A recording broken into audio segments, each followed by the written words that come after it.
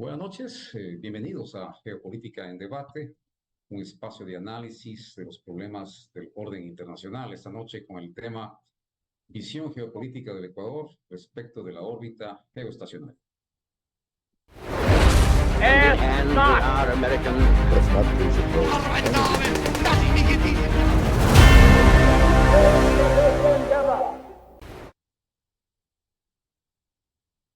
Una clásica definición de geopolítica la cataloga como del Estado que gestiona los conflictos de poderes para el control de territorios y de sus recursos naturales. Por ello, como lo veremos en el tema que nos ocupa esta noche, la órbita geoestacionaria es un recurso natural, limitado y, por supuesto, necesario para la carrera espacial de muchos estados. La órbita geoestacionaria es una órbita circular situada en el Ecuador terrestre, a 35.786 kilómetros de distancia de la superficie de la Tierra. Esta órbita mantiene un satélite en una posición fija y aquí subviene especial interés a medida que se han ido desarrollando las misiones espaciales y el envío de satélites artificiales. Un satélite geoestacionario parece inmóvil en el cielo respecto a un punto en la Tierra debido a la coincidencia de las órbitas, por lo que es especialmente interesante para satélites de telecomunicaciones, teleobservación y otros usos comerciales, bueno, inclusive el uso militar. Este tipo de órbitas permiten apuntar a una antena a un punto determinado y mantener un enlace permanente con el satélite que es referido. Durante la carrera espacial que se inició en 1957, cualquier recurso existente en el espacio se convirtió en un motivo de disputa internacional por acceder a él. En el caso de la órbita geoestacionaria, se debatió en primera instancia si se trataba de un fenómeno natural o si era artificial, y esta discusión tiene un importante interés jurídico, puesto que de ser un recurso natural, que entiendo lo es, pertenecería exclusivamente a los países ecuatoriales, es decir, aquellos países atravesados por la línea del Ecuador. Son 13 los países ecuatoriales que consideran que la órbita geoestacionaria y su comportamiento depende de los fenómenos gravitacionales terrestres, por lo que no debe ser considerada parte del espacio ultraterrestre, regido por el Tratado del Espacio del 3 de diciembre de 1976. Brasil, Colombia, Ecuador, Indonesia, entre otros países, se reunieron en Bogotá para estudiar y presentar un reclamo respecto de la soberanía de la órbita. A través del acuerdo que se firmó, reclamaron el derecho a que los estados no ecuatoriales soliciten autorización previa para cualquier explotación de esta órbita. Estados Unidos fue el primer país en oponerse, seguido por potencias como el Reino Unido, Italia, los Países Bajos.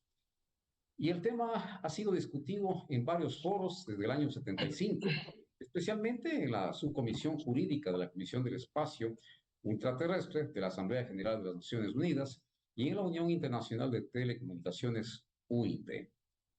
Desde entonces se ha mantenido un diferendo por la soberanía de la órbita entre los países con capacidad espacial, tecnológica, económica, para colocar satélites geoestacionarios en órbita, y ciertamente los países ecuatoriales, por su situación de subdesarrollo, no han sabido o han podido explotar esta órbita. En 1982, los estados ecuatoriales volvieron a reunirse en la ciudad de Quito en esta oportunidad para tratar la cuestión y reivindicar su postura sobre la órbita. En la actualidad, todavía no se han establecido límites sobre la soberanía de la referida órbita geoestacionaria. Para analizar este tema, se encuentra con nosotros el señor Teniente Coronel de la Fuerza Aérea Ecuatoriana, Patricio Javier Aguilar Casar, cuyo récord académico, le voy a permitir resumirlo en honor al tiempo.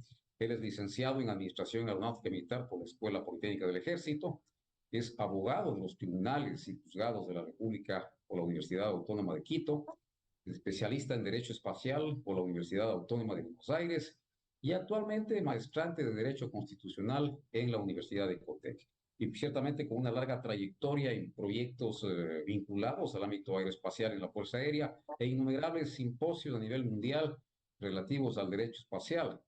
Es un honor y por ello damos la más cordial bienvenida al señor coronel Patricio Aguilar. Muchas gracias. Primero, es un gusto poder compartir este espacio con usted, mi coronel, con quien por largos años pude compartir la actividad de la defensa aérea en nuestra querida Fuerza Aérea. Y vamos a empezar por lo más importante con respecto al espacio. Y es justamente identificar que no existe, lamentablemente hasta ahora, un límite jurisdiccional para el ejercicio soberano de los estados en esta región, que inclusive se torna compleja desarrollarla y conceptualizarla para dar una definición exacta. Nuestra Constitución, en el artículo número 4, el último párrafo justamente de ese artículo, indica que el Estado ecuatoriano ejercerá los derechos correspondientes a los segmentos de la órbita sincrónica geoestacionaria. Pero en ese mismo artículo, el párrafo precedente determina cuáles son los elementos territoriales del Estado. Dentro de ellos se encuentra la única conceptualización de este tipo a nivel internacional e indica que es parte del territorio nacional el espacio suprayacente, continental, insular y marítimo. Bajo este concepto, se entiende que justamente este espacio sobre la superficie terrestre o acuática le pertenece al territorio nacional, pero no da un límite jurisdiccional vertical hasta donde se extiende justamente y podríamos hacer efectiva esta soberanía nacional del Estado ecuatoriano.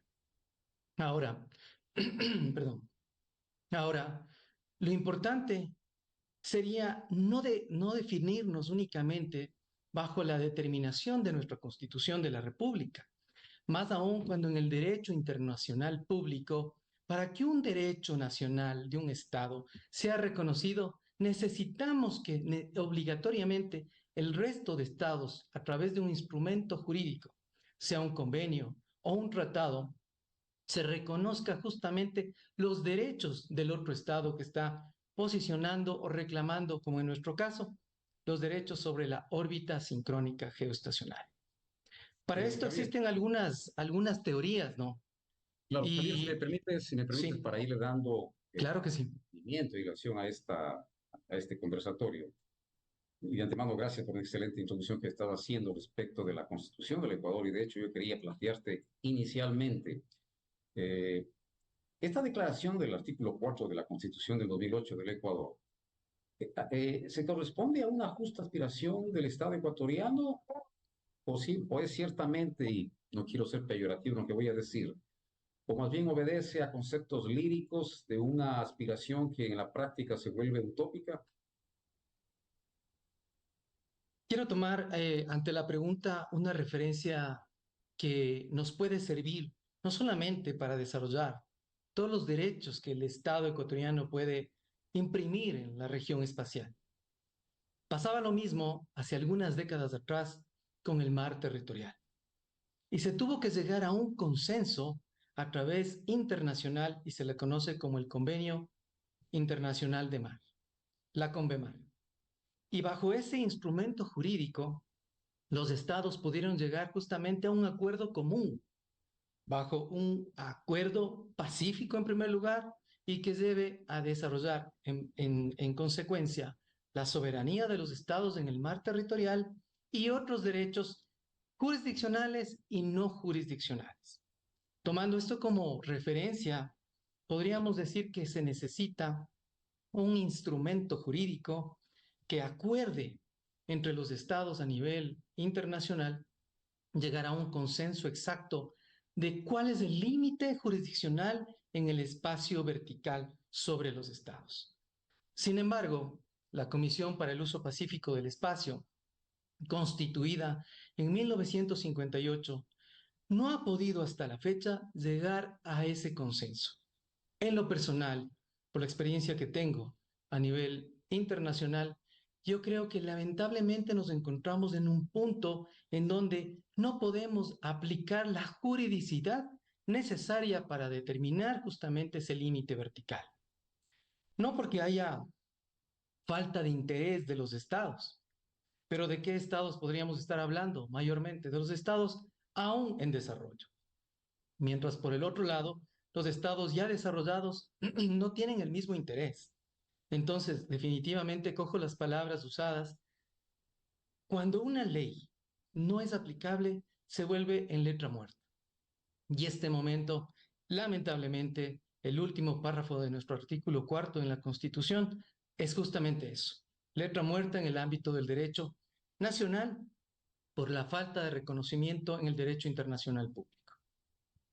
Correcto. Javier, en el marco de la Declaración de Bogotá y la de Quito, que son las únicas reuniones de alto nivel que involucraron a los países por los cuales cruza la línea ecuatorial, ¿cuáles son los argumentos legales y políticos que respaldan los reclamos de estos países sobre la órbita geoestacional? Para hablar de este tema, quiero referirme a lo que es la Unión Internacional de Telecomunicaciones. Definitivamente las Naciones Unidas a través del tiempo y desde su creación post Segunda Guerra Mundial, una de las comisiones que tomó mayor relevancia, aprovechando que se estaba desarrollando la Guerra Fría, sí, fue la Comisión para el Uso Pacífico del Espacio. Pero ya dos siglos antes se había conformado la Unión Internacional de Telegrafía para regular justamente esa actividad a nivel internacional. Con el desarrollo tecnológico, la telegrafía cayó en desuso y las comunicaciones fueron las que utilizaron mayormente la actividad a nivel internacional. Entonces, esta Unión Internacional de Telegrafía se transforma en Unión Internacional de Telecomunicaciones. Pero ¿cómo nace esta UIT? Nace y hasta ahora se conserva la condición jurídica como tal, como una persona jurídica de derecho privado a nivel internacional. Y es bajo esa condición que Naciones Unidas, al ver la regulación que había alcanzado para administrar las frecuencias a nivel global y el posicionamiento de los satélites en todas las órbitas planetarias, órbitas bajas, órbitas medias y primordialmente la órbita geoestacionaria. Y es ahí cuando la UIT asume esa responsabilidad entregada por las Naciones Unidas. Luego de ello, es importante también mencionar que teniendo claro el concepto jurídico actual de la UIT, cómo esta UIT justamente se interactúa con todos los estados. Es por eso que la UIT tiene las organizaciones regionales y una de ellas se encuentra justamente en la ciudad de Quito. Pero a través del tiempo, los países, claro, necesitaban preservar los intereses nacionales de cada uno de los estados. Y es así que nace en 1979 la primera declaración de los estados ecuatoriales para reivindicar la soberanía sobre la órbita geoestacionaria. Sin embargo, en primera instancia, esa reivindicación que fue llevada justamente al seno de la Comisión para el Uso Pacífico del Espacio en Naciones Unidas no fue reconocida. Con el paso del tiempo, la Declaración de Quito no hizo más que aunar esa falta de reconocimiento de estos derechos de los países ecuatoriales. Sin embargo, la UIT, sin poner ningún término peyorativo a esta institución, tuvo, sí, la bondad de reconocer a todos los países ecuatoriales ningún derecho soberano, sino únicamente la preferencia de que si necesitan lanzar un satélite a la órbita geoestacionaria, pues serán puestos en una prelación inicial frente a otros estados que tuvieran también esos mismos intereses. Pero ¿a qué nos lleva? A que actualmente no existe ningún reconocimiento de soberanía en la órbita geoestacionaria, pese aún que estuviéramos en la línea ecuatorial como pasa con nuestro estado ecuatoriano. Sin embargo, existe este beneficio para el Estado ecuatoriano, al igual que el resto de estados ecuatoriales, para que si tienen ese interés de llegar a la órbita geoestacionaria con cualquier objeto espacial, no únicamente con un satélite, pues puedan tener una prelación superior.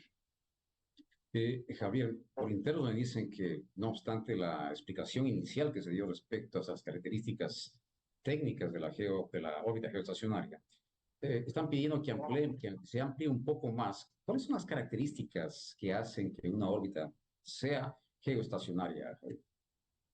Perfecto. Alrededor del planeta existen una infinidad de órbitas. Existen órbitas bajas, órbitas medias, y la única órbita que tiene esta característica es la órbita sincrónica geoestacionaria. Totalmente de acuerdo, que se encuentra a 37.000 kilómetros de altitud y bajo la condición perpendicular del estado ecuatorial hacia la órbita geoestacionaria, el objeto espacial que sea ubicado en la misma mantiene la misma posición y mantiene la misma velocidad de rotación de la Tierra, por lo cual primordialmente ha sido utilizado para satélites de telecomunicaciones a fin de utilizar la huella hemisférica que tienen justamente estos satélites para brindar los servicios de telecomunicaciones a todos los estados que se encuentren dentro de esa huella hemisférica. ¿Qué dice la UIT? Y así lo reconoce justamente la Constitución que da cabida a su institucionalidad.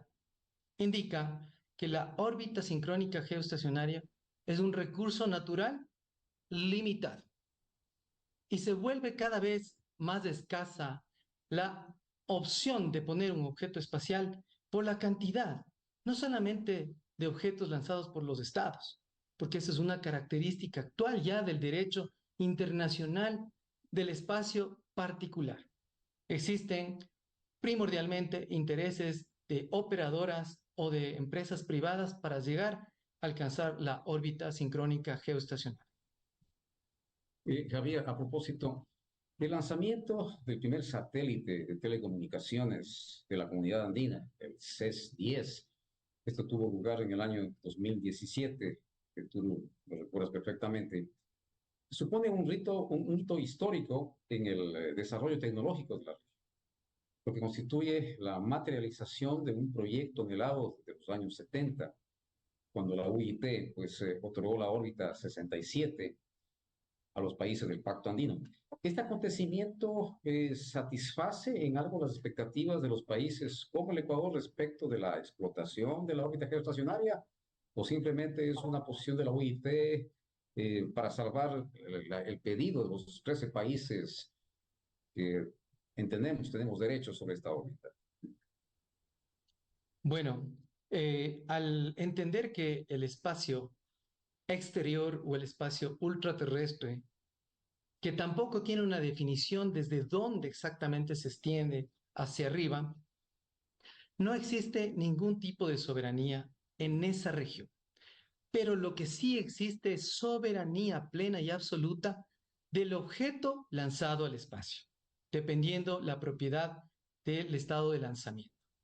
Bajo esa condición, se presumiría que justamente esta iniciativa de un satélite de la comunidad andina podría reivindicar esos derechos de tener la capacidad de utilizar los servicios que presta este satélite. Sin embargo, no únicamente se requiere que el satélite, bajo una iniciativa público-privada, como así justamente fue, haya sido lanzada al espacio, sino que los estados en donde se encuentran, ¿sí?, la huella hemisférica de ese satélite tengan las capacidades del segmento terreno para que puedan ser utilizadas, tomando en cuenta que en el espacio existen tres segmentos.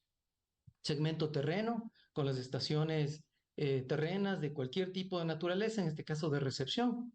El segmento comunicaciones, entre el segmento terreno y el objeto espacial, y el segmento espacial puro con el objeto en el espacio. Sin embargo, como digo, lo que se necesita no es únicamente tener la capacidad de que sea lanzado una iniciativa para tener el segmento espacial, Se requiere primordialmente el segmento terreno de aprovechamiento por parte de los estados que hayan justamente sido considerados en la huella hemisférica, cosa que no ha pasado. Entonces, justamente llega a ser un objetivo bastante disímil del interés real de los estados que estamos en la línea ecuatorial. Y por ahí va la siguiente pregunta que quería plantearte respecto de los desafíos técnicos asociados con la explotación de la órbita geoestacionaria. Y empecé diciendo que se vuelve un lirismo nuestro en el momento que tecnológicamente no estamos en la posibilidad de explotar la órbita geoestacionaria, y lo dicen los países del primer mundo. La órbita está ahí, pues utilícenla, pues nadie les está poniendo ningún óbice para que utilicen algo que ustedes reclaman derechos soberanos.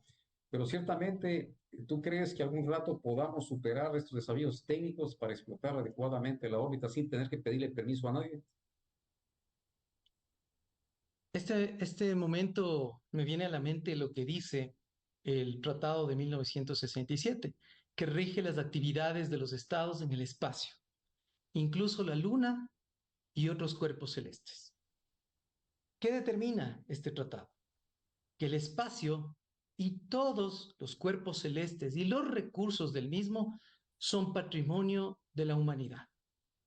Al haber hecho esa declaración de que sean patrimonio de la humanidad, evita la apropiación o uso soberano por cualquier estado particular.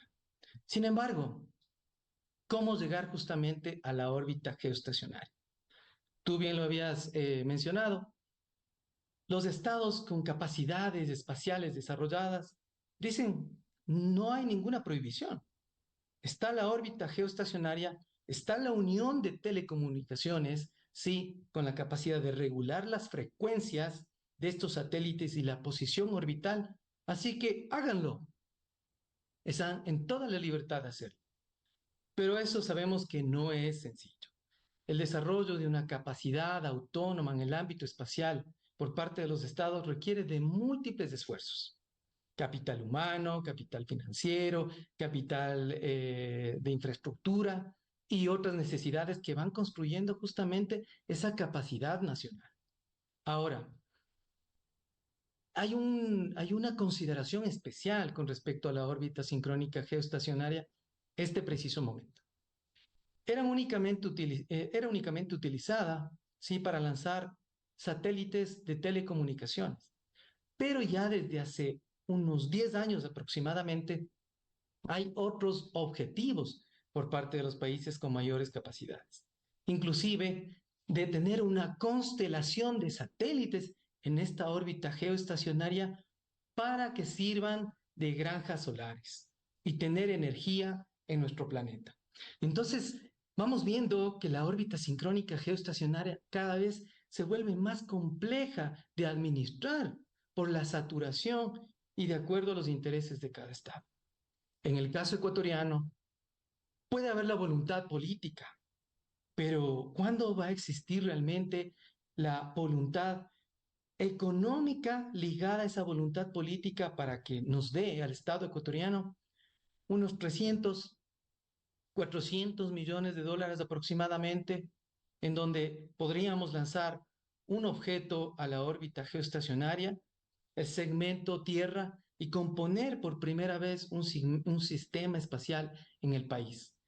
Sabemos las realidades no solamente de nuestro país, sino de la subregión y de la región latinoamericana. Es muy compleja en el ámbito económico y lo que más se requiere en este momento es la capacidad económica para poner el objeto en el espacio con todos los segmentos y además una cosa primordial, la capacidad de negociación que no es diplomática únicamente, sino es una capacidad de negociación económica del Estado con intención de lanzar el satélite a la órbita sincrónica y la UIT. Correcto. Ciertamente este es un problema de tinte económico. Ese es el trasfondo realmente del reclamo de los 13 países. Estaba haciendo un análisis del registro de la UIT de 10 años atrás respecto de la explotación de las bandas C y la banda KU. Y se proyectaban ingresos, pingües ingresos para que rentan satélites en el orden de los 13.000 millones de dólares. Son montos importantísimos los que se manejan realmente. Yo diría que ese es el objetivo final del por qué negarle al Ecuador, en este caso, ciertos, bueno, a los 13 países, no solo el Ecuador, los 13 países que somos, que reclamamos algo de la órbita geoestacionaria. Y bueno, el interés, te decía, debería ser, y tiene que ser de tinte económico. ¿Existe algún cálculo adicional por parte de los países, tanto en la Convención de Bogotá como la de Quito, respecto de qué tipo de beneficios obtener por el supuesto permiso que se darían a los países que estamos usufructuando actualmente la órbita geoestacionaria? Bueno, es importante mencionar que la Unión Internacional de Telecomunicaciones inició con unas competencias menores a las que actualmente tiene. Pero en este momento tenemos administración de frecuencias a nivel global. Tenemos posicionamiento de satélites, porque el último proceso para que un satélite se lance al espacio, después de las pruebas técnicas, operativas y los permisos del estado de lanzamiento, ¿sí? Sea propio o alquilado la plataforma de lanzamiento, se requiere que para llegar al espacio se tenga un permiso especial de la UIT para ser posicionado. No importa la órbita, pueden ser bajas, medias o la órbita sincrónica geoestacionaria.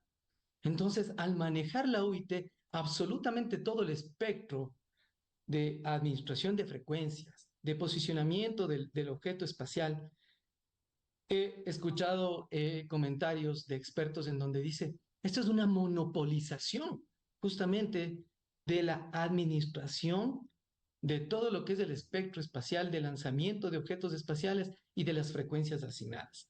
Si hablamos de esos conceptos, obviamente las negociaciones y los contratos que se firman con la UIT, con otro estado, con el objetivo de lanzamiento, no son altos, son supremamente altos. Entonces, las ganancias que se están obteniendo por este organismo, insisto, de derecho privado internacional, reflejan cuál es el interés real que tienen estos recursos que son las órbitas planetarias.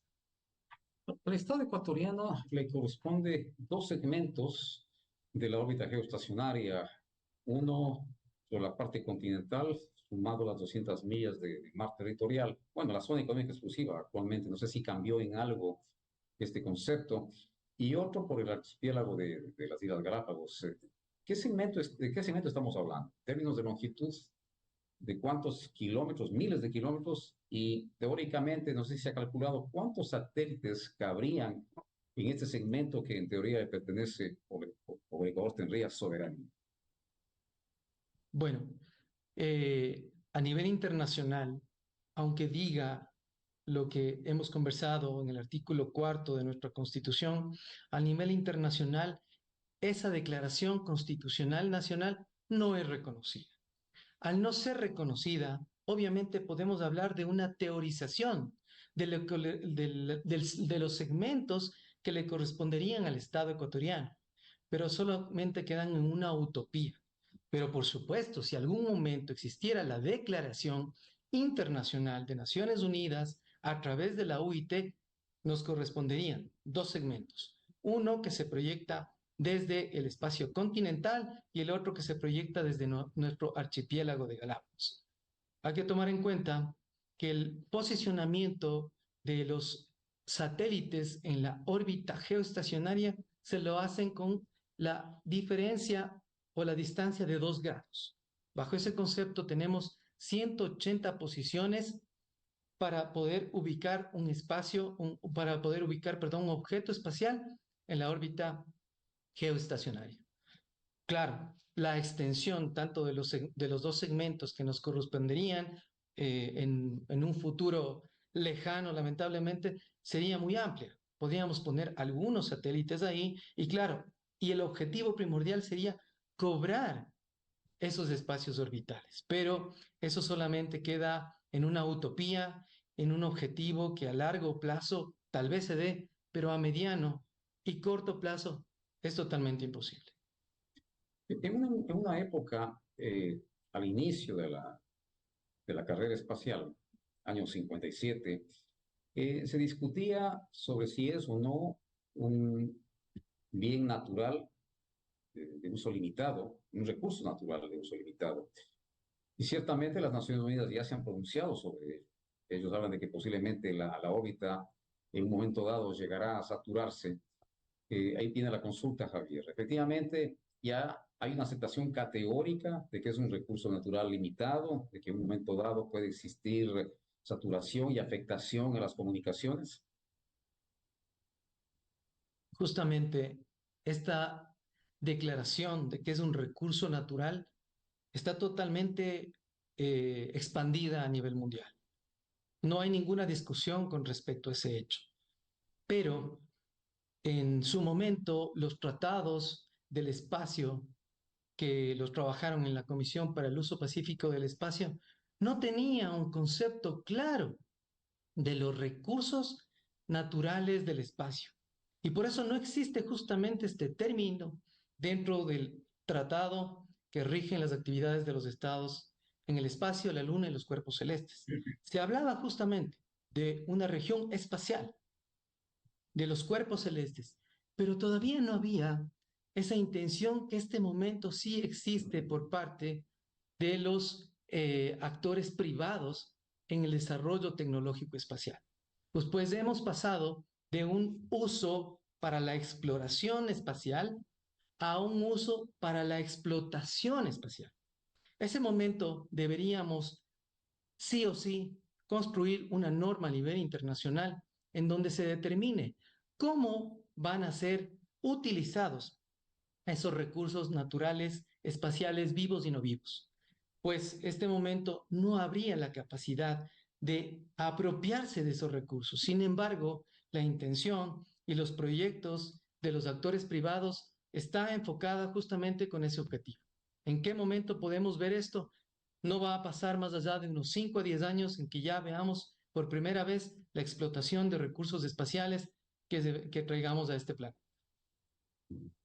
El principal argumento, y esto ya, Javier, a modo de conclusión, te decía, y para ir cerrando ya el programa, el principal argumento de las grandes potencias contra la tesis de los países ecuatoriales de ejercicio permanente y soberano de la órbita geoestacionaria se basa en lo que tú ya mencionaste, el tratado sobre los principios que deben regir las actividades de los estados en la exploración del espacio ultraterrestre, el artículo primero, de hecho, inclusive la Luna, tú mencionaste, y otros cuerpos celestes, esto suscrito en el año 1967, y declarativamente lo establece así: la exploración y utilización del espacio ultraterrestre deberá hacerse en provecho e interés de todos los países, sea cual fuere su grado de desarrollo económico y científico, que incumben a toda la humanidad.